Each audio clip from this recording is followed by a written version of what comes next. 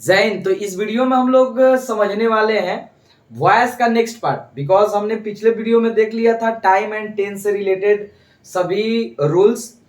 अब थोड़ा सा समझते हैं कि टाइम एंड टेंस के अलावा जो वॉइस के रूल्स हैं, बिकॉज ये जो रूल्स है ना यही सबसे ज्यादा पूछे जाते हैं।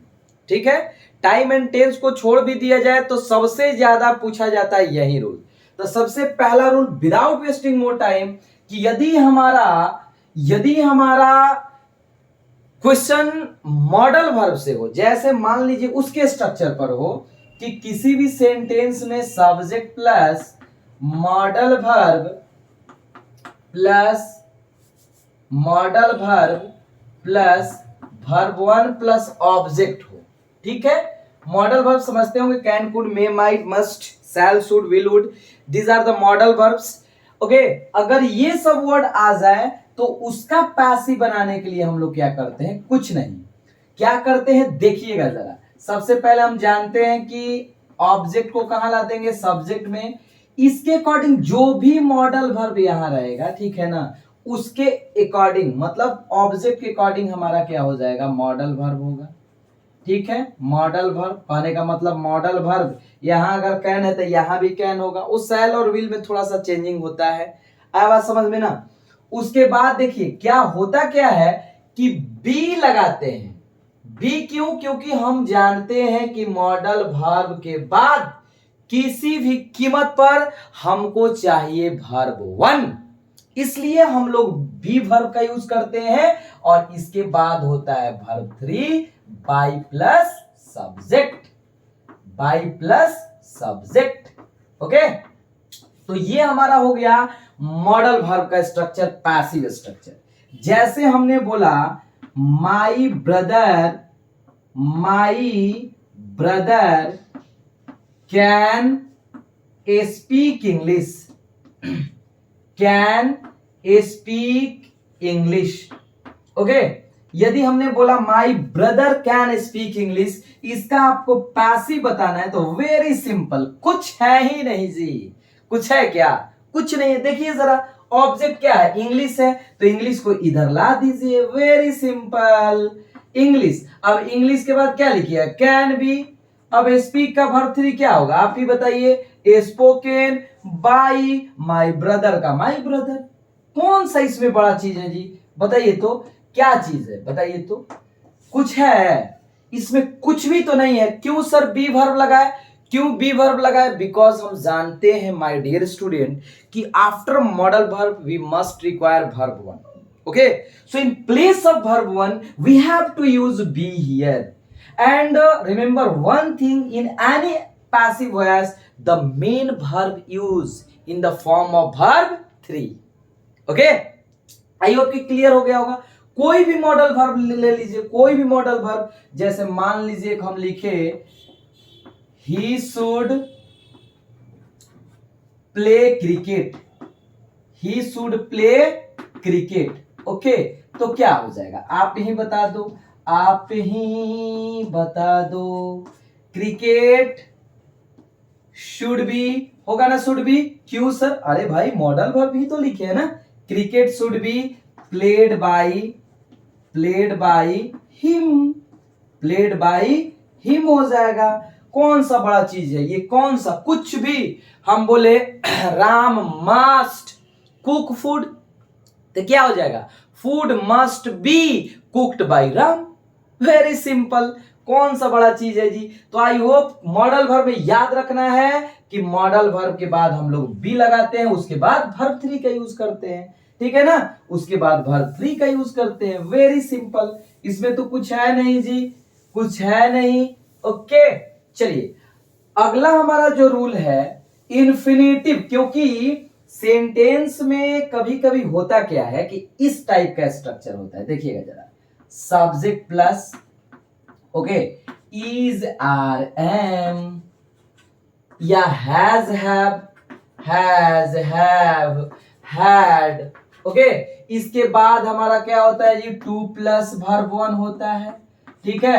अब प्लस क्या होता है, ऑब्जेक्ट। अब ये नहीं कि सर इतना बड़ा, अरे कुछ नहीं है जी। सब्जेक्ट के बाद आपका इज देगा या आर देगा, एम देगा, हैज देगा, हैव देगा, हैड देगा, ठीक है ना। इसमें वाज वर्ड तो छूट ही रहा है, ठीक है, वाज वर्ड, ठीक है, ओके।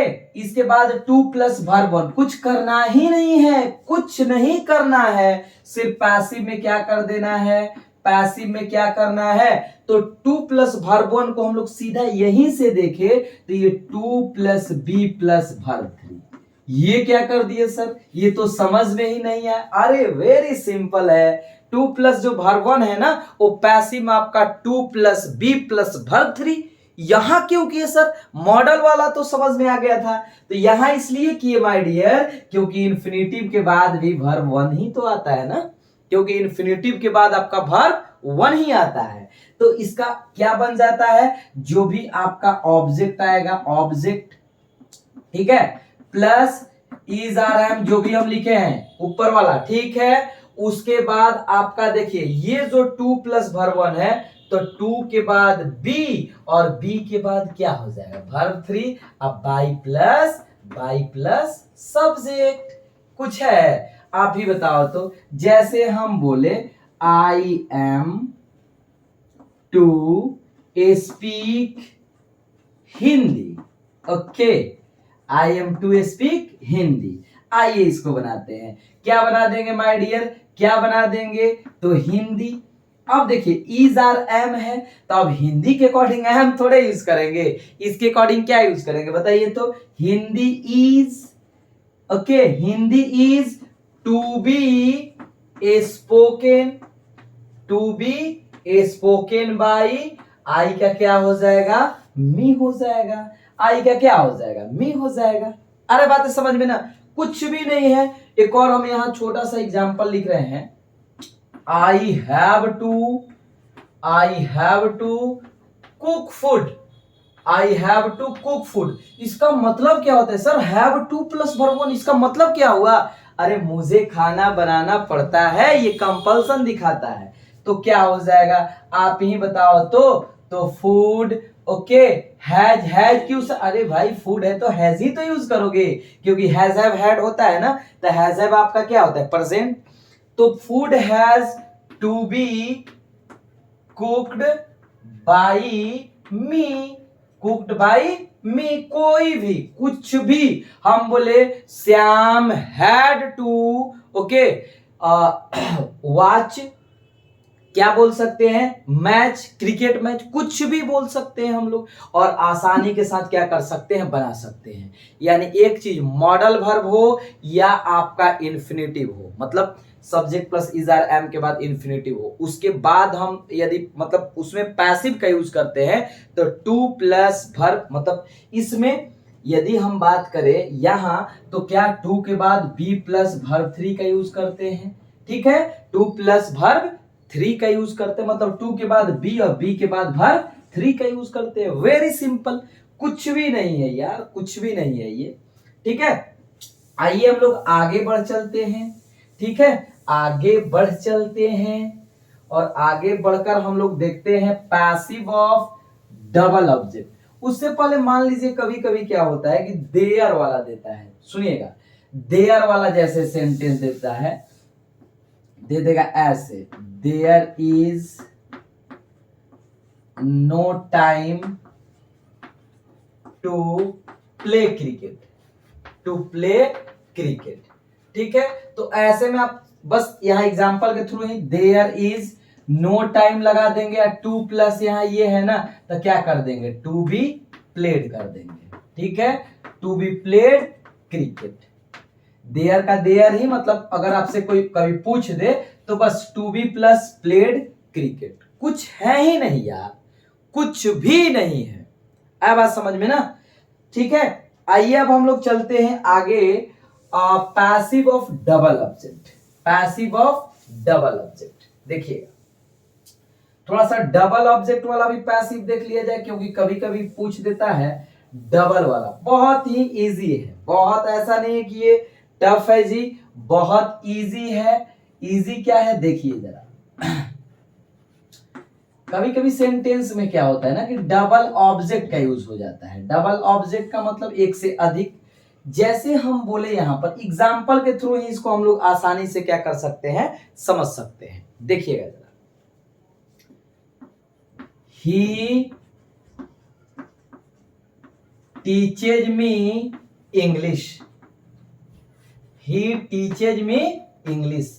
सबसे पहला बात जो है, ही टीचेज मी इंग्लिश, ये जो क्वेश्चन है हम इस क्वेश्चन को तो बनाएंगे बट इस वीडियो में नहीं बनाएंगे।